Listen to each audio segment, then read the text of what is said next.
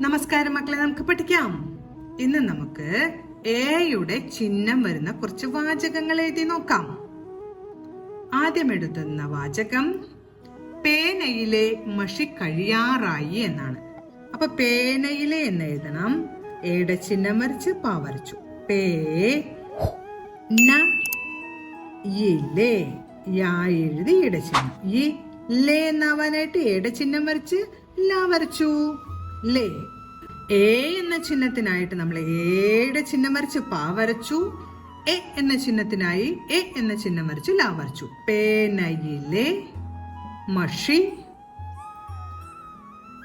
മഷി കഴിയാറായി. കഴിയാറായി.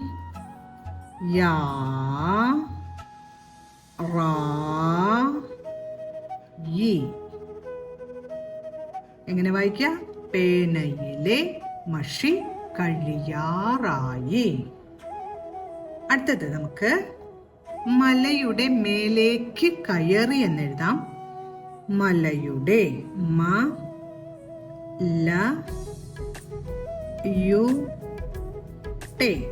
മലയുടെ മേലേക്ക് മേയുടെ എ എന്നാണ് കേൾക്കുന്നത്. അപ്പൊ എയുടെ ചിഹ്നം വേണം മായുടെ മുമ്പിലായിട്ട്. മേലേക്ക്. വീണ്ടും എയുടെ ചിഹ്നം വരച്ചില്ല. മേലേക്ക് മേലേക്ക് കയറി. കയറി. മലയുടെ മേലേക്ക് കയറി. അടുത്ത നമുക്ക് അവന് എലിയെ പേടിയാണ് എന്ന് എഴുതാം. അവന് എന്നാദ്യം എഴുതി. അവന് എലിയെ എ എന്ന അക്ഷരമാണ് കേട്ടത്.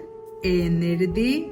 എലിയെ. ഇവിടെ യായുടെ കൂടെയാണ് എയുടെ ശബ്ദം കേൾക്കുന്നത്. അപ്പോ എയുടെ ചിഹ്നമാണ് വേണ്ടത്. എലിയെ.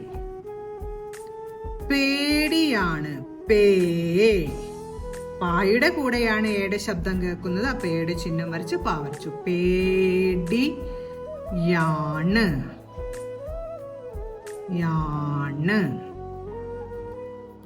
അവന് എലിയെ പേടിയാണ്. ഇന്ന് നമ്മൾ എയുടെ ചിഹ്നം വരുന്ന വാചകങ്ങളാണ് പഠിച്ചത്. പേനയിലെ മഷി കഴിയാറായി. മലയുടെ മേലേക്ക് കയറി. അവന് എലിയെ പേടിയാണ്. ഓരോ വാചകങ്ങളും പറഞ്ഞുകൊണ്ട് എഴുതി പഠിക്കാൻ ശ്രമിക്കണം. അടുത്ത ക്ലാസ്സിൽ കാണാം മക്കളെ. നമസ്കാരം.